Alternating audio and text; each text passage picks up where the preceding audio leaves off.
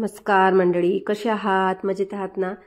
तर बघा, Thursday night study, रात्रीचे 10 वाजलेले आहे. मी सगळं माझं आवरलं, सगळीजण झोपली आणि मग आले मी हॉलमध्ये अभ्यास करायला. कारण कसं मी जागा चेंज करते, कारण एका ठिकाणी बसू बसू आपल्यालाही जरा बोर होतं. म्हणून तुम्हालाही सांगते, असे काहीतरी प्रयत्न करून पाहत जा, जेणेकरून आपला अभ्यासात सातत्य तयार होईल. आणि आज मी करते माझा भूगोलाचा अभ्यास. तर आज जरा मूड फ्रेश नव्हता. म्हटलं चला आज आपण, मला भूगोल आवडतो अभ्यास करायला, तर म्हटलं चला आज भूगोलाचा अभ्यास करूया. आणि भूगोलामध्ये माझा भूगोल विषय टाइम टेबलमध्ये सकाळी आहे उद्या, म्हणजे जसं शुक्रवारी. पण म्हटलं चला थोडा फ्लेक्सिबल असायला हवं, कारण कसं मग जो आपला सब्जेक्ट आहे कदाचित आपल्याला चेंज करू शकते. मी स्वतःला असं ठरवलेलं आहे की मला जर आज वाटते की मी जरा अभ्यास दुसऱ्या विषयाचा करते, कारण कसं असते मन नसलं आणि तो अभ्यास घेऊन बसलं तर काही वाचून फायदा नसतं.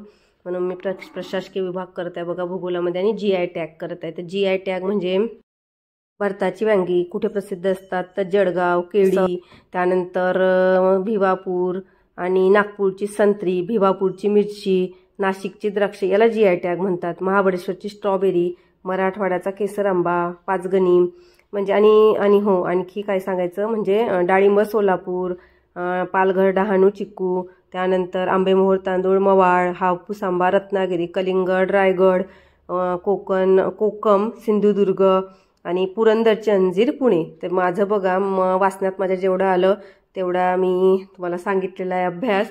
आणि बघा आता 5 वाजलेला होते, 6 वाजत आहे. तुम्हाला दाखवलं मी गुगल टाईम.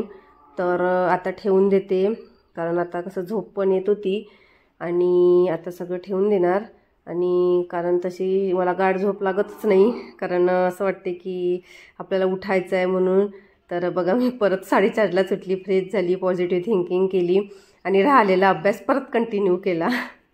थोडा भूगोलाचा राहिलेला अभ्यास कंटिन्यू केला. माझ्या डोक्यात तेच चालू होतं की जरा भूगोलाचा आणखी वेळ अभ्यास केला असता तर बरं झालं असतं. तर म्हणून मग मी परत भूगोलच घेऊन बसले, आणि थोडा आणखी प्रादेशिक विभाग, प्राकृतिक विभाग थोडा आणखी डिटेलमध्ये जाऊन वाचलं. काय माहीत मला काय वाटत होतं, पण असं वाटलं इकडं वाचून घ्यावं पुन्हा, म्हणून पुन्हा त्याचे 1 पेज नोट्स बनवले. तुम्हाला शेअर करते आपल्या व्हॉट्सअपवर.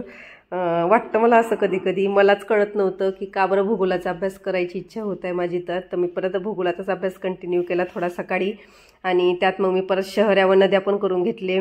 आणि मला थोडा इंटरेस्ट येत होता म्हणून तोच अभ्यास आणि कंटिन्यू करत होते. आणि बघा मी थोडा स्वयंपाकाची पण तयारी सुरू केलेली होती, कारण आलू उकळायला वगैरे टाकले होते. त्यानंतर थोडा भात पण मांडला. मुलीचा स्पोर्ट असतो आणि त्यामुळे कसं तिला यायला उशीर होतो, त्यामुळे भरपूर व्यवस्थित टिफिन द्यावा लागतो. म्हणून जरा म्हटलं आपला तयारी, थोडं कुकर लावलेलं वरण भाताचं, आणि बटाटे उकळायला घातले, आलू. आणि इकडे अभ्यास पण सुरू माझा कंटिन्यू आहे, म्हणून मध्ये मध्ये उठून जात होते बघायसाठी, चेक करायला. तर बघा मैत्रिणी, जे शहरे आणि नद्या मी कळत होती ना, त्यात नाशिकला कुठल्या नद्या, जसं गोदावरी, धुळेला पांझरा नदी, जळगावला गिरणा नदी, त्यानंतर सिपना ही नदी आहे अहमदनगरला. तर पुण्यामध्ये कोणकोणत्या, मुळा मुठा, सांगली कृष्णा, पंचगंगा कोल्हापूर, आणि अमरावतीला अडळ, वाशिम, अकोला मोरणा नदी, नागपूरला नाग नदी, भंडारा वैनगंगा, चंद्रपूर इरई नदी, औरंगाबादला खांब, बीड बिंदुसारा, जालना कयाधू, नांदेड गोदावरी, लातूर मांजरा. तर एवढ्या नद्या मी करून घेतल्या, आणि मला खूप छान वाटत होतं, इंटरेस्ट येत होता मला. वाचायला जातं ती परत असं वाटायचं की वाचू दे, चल वाचच वैशू वाचच. आणि हे जे सगळं आहे ना मैत्रिणींनो, हे आपल्याला टेटमध्ये पण कामा पडणार आहे, TETमध्ये कामा पडणार आहे. त्यामुळे आपण चिकाटीने अभ्यास करायला पाहिजे. जोपर्यंत आपल्या अंगात चिकाटी तयार होत नाही ना, तोपर्यंत आपण काहीच करू शकत नाही.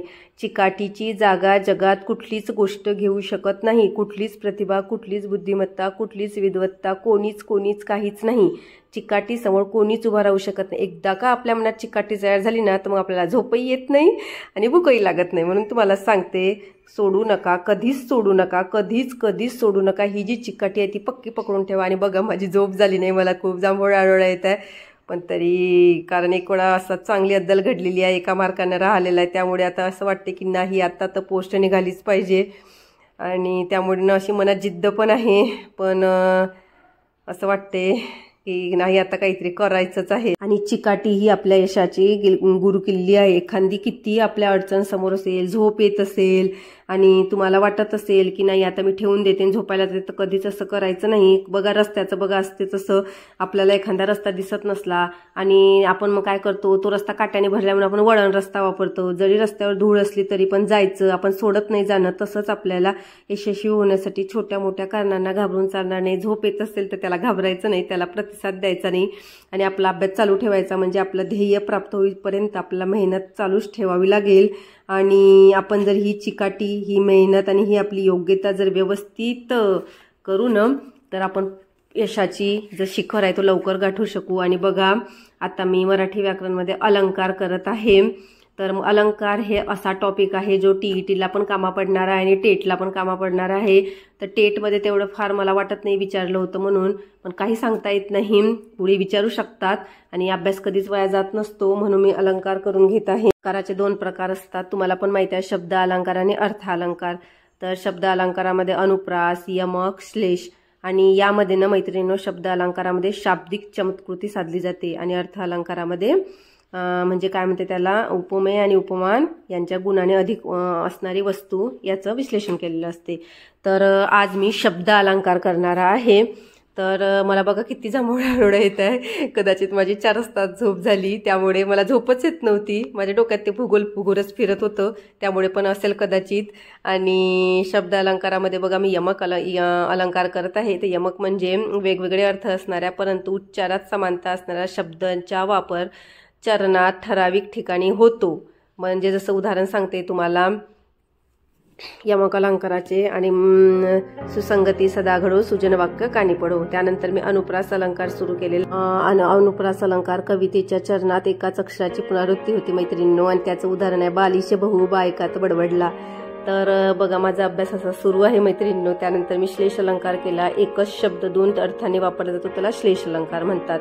तर हे मेघा तू सर्वांना जीवन देतोस, म्हणजे मेघ आयुष्य आणि पाणी. शंकरास पूजले सुमनाने, शंकरास पूजले सुमनाने, सुमनाने म्हणजे चांगले मन, आणि पुष्प सुमन. तर बघा माझा असा अभ्यास चालू आहे. त्यामुळे मैत्रिणी अभ्यास होईपर्यंत काम करत राहायला, स्वतःला विवश करा, घाबरू नका, परिस्थितीला सामोरे जा. बघा माझा अभ्यास झालेला आहे आता, आणि 6:15 6:30 होत असतील. बघा 6:30 झालेले आहेत. तोपर्यंत आता आजचा व्लॉग इथेच एंड करते, कारण आता कामं करायची आहे. तोपर्यंत पॉझिटिव्ह विचार करा, आनंदी राहा आणि स्वतःची काळजी घ्या. तुम्ही पण तुमचा कुठला विषय अभ्यासात करत आहे ते मला कमेंटमध्ये सांगा, जेणेकरून आपण एकमेकांपासून प्रेरणा घेऊ. आणि मला अशीच सोबत राहू द्या. चॅनलला सबस्क्राईब करा, लाईक करा. तोपर्यंत बाय. स्टडी करा, स्मार्ट स्टडी करा. बाय.